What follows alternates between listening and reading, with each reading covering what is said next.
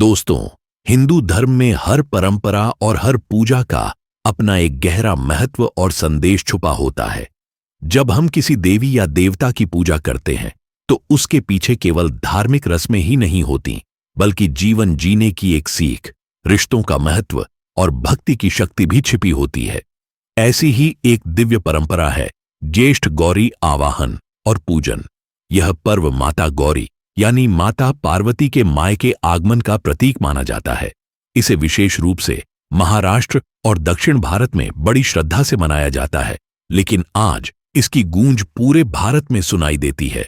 कहा जाता है कि जब गणेशोत्सव का पर्व आता है, उसी समय ज्येष्ठ गौरी का भी स्वागत किया जाता है।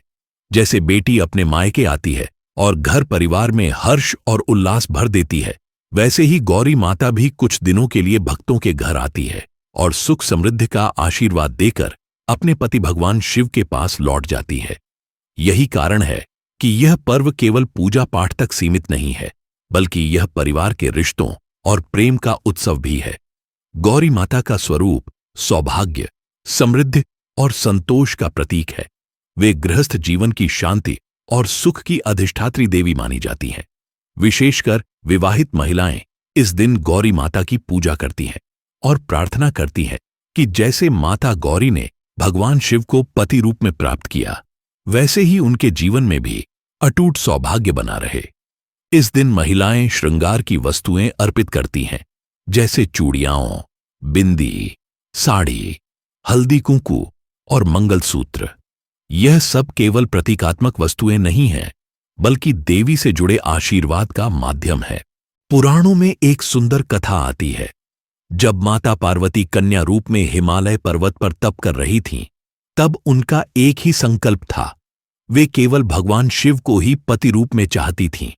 इसके लिए उन्होंने वर्षों तक कठोर तपस्या की। कभी वे अन्न का त्याग करती, कभी केवल पत्तों पर निर्वाह करती और कभी केवल वायु का सेवन करती। देवताओं ने कई बार उनसे कहा कि वे किसी और वर को चुन सकती हैं, क्योंकि उनके लिए संसार के सारे देवता उपलब्ध हैं। लेकिन माता का उत्तर हमेशा यही था, मुझे केवल शिव ही चाहिए। उनकी अटूट निष्ठा और श्रद्धा से प्रसन्न होकर भगवान शिव ने उन्हें अपनी अर्धांगिनी स्वीकार किया। कथा यह भी कहती है कि उस समय माता पार्वती ने वचन दिया था कि वे हर वर्ष गौरी रूप में पृथ्वी पर उतरकर अपने भक्तों के घर आशीर्वाद देने आएंगी। इसी वचन के कारण हर साल गणेशोत्सव के दौरान गौरी माता का आवाहन और पूजन किया जाता है। भक्त उन्हें अपने घर बुलाते हैं, उनका सत्कार करते हैं और 3 दिन तक पूजा अर्चना के बाद उन्हें विदा करते हैं। गौरी माता के आवाहन की परंपरा बहुत ही भावनात्मक है। घर की महिलाएं मिलकर उन्हें आमंत्रित करती हैं। माता के रूप में मूर्तियां या विशेष कलश घर लाए जाते हैं। घर में उनका स्वागत फूल, हल्दी, कुंकू और दीपक से किया जाता है। वातावरण में भक्ति गीत गूंजते हैं।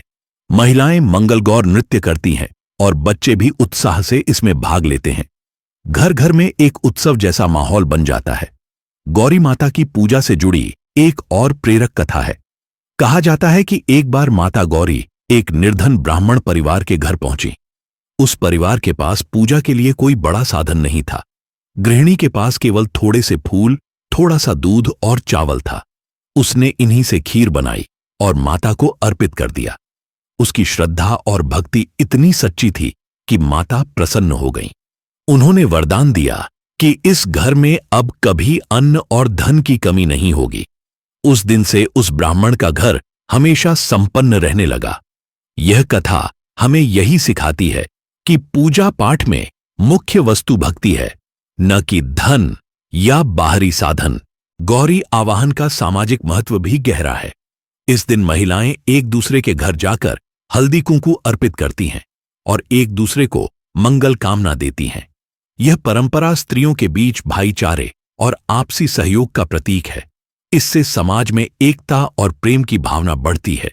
यह त्योहार हमें यह भी याद दिलाता है कि बेटी का मायके से गहरा रिश्ता होता है और जब वह घर आती है तो पूरा परिवार आनंद और खुशी से भर जाता है। गौरी पूजन की विधि भी बहुत सुंदर है। सबसे पहले घर की पूरी तरह सफाई और शुद्धि की जाती है। फिर गौरी माता को कलश या मूर्ति के रूप में प्रतिष्ठित किया जाता है। उन्हें श्रृंगार की वस्तुएं, फल, फूल और मिठाई चढ़ाई जाती है। महिलाएं व्रत रखती हैं और माता से प्रार्थना करती हैं कि उनके घर परिवार में सुख शांति और सौभाग्य बना रहे।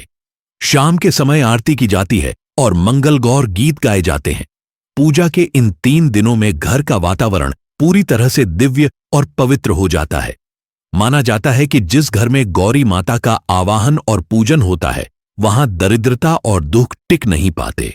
घर में सकारात्मक ऊर्जा फैलती है, आपसी रिश्ते मधुर होते हैं और परिवार में सौभाग्य का वास होता है। यही कारण है कि इस पर्व को केवल धार्मिक रस्म नहीं, बल्कि जीवन की समृद्धि और संतुलन का प्रतीक माना गया है।